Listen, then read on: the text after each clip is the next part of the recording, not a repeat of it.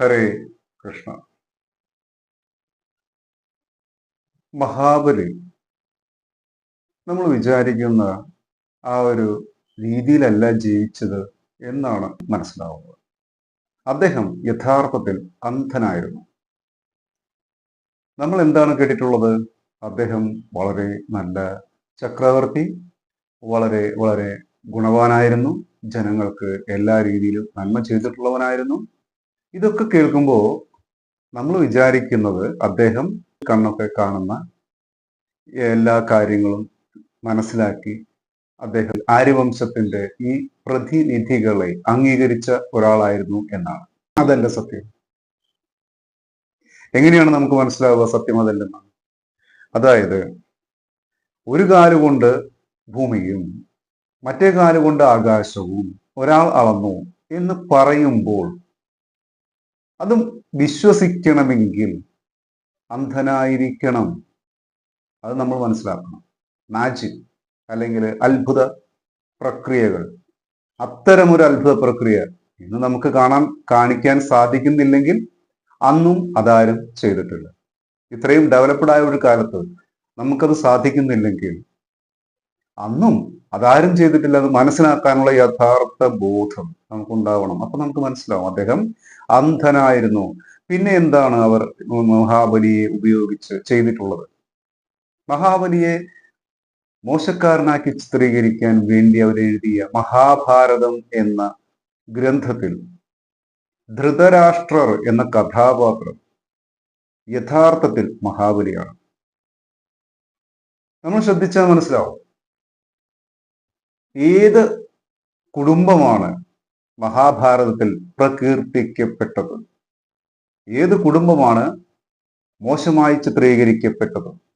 ധൃതരാഷ്ട്രരുടെ കുടുംബം നമ്മുടെ മലയാള സങ്കല്പങ്ങൾക്ക് ചേരുന്ന മഹനീയമായ ആദർശത്തിൽ അധിഷ്ഠിതമായ ഒരു കുടുംബമായിരുന്നു.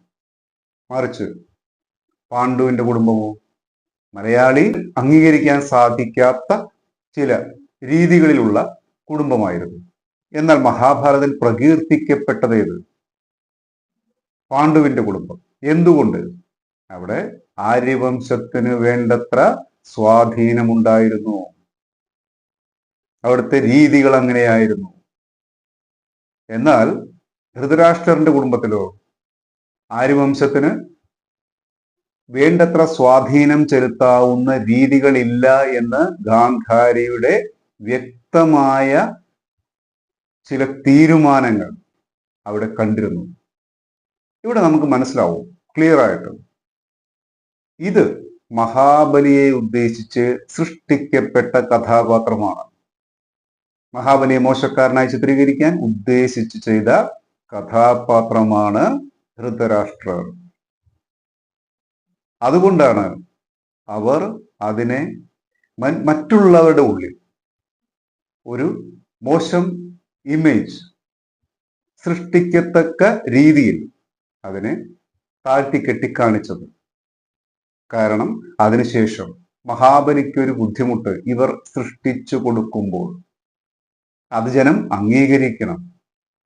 ഇതുകൊണ്ടാണ് ഇത്തരം കുടുംബങ്ങളെ നമുക്ക് അംഗീകരിക്കാൻ പാടില്ല എന്ന രീതി അവർ സൃഷ്ടിച്ച് മഹാബലിയെ താറടിക്കാൻ, മഹാബലിയെ കൊല്ലാൻ ഉറപ്പിച്ച അവർ അദ്ദേഹത്തിന്റെ മനുഷ്യ മനസ്സിലുള്ള പ്രതിച്ഛായ തകർത്ത് അദ്ദേഹത്തിനെ മോശക്കാരനാക്കി ചിത്രീകരിക്കാൻ ഉദ്ദേശിച്ച് ഇത് ചെയ്യുമ്പോൾ യഥാർത്ഥത്തിൽ അദ്ദേഹം അന്ധനായിരുന്നു എന്ന വസ്തുത നമ്മൾ മനസ്സിലാക്കണം.